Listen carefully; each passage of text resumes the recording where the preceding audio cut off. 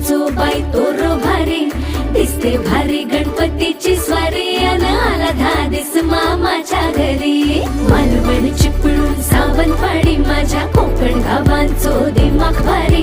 दिसते भारी गणपतीची स्वारी माझ्या कोकणा वाटे तुम्ही वलवा गाडी धमाधमान हाका गाडी माझ्या कोकणचो रस्तो नागमोडी कारी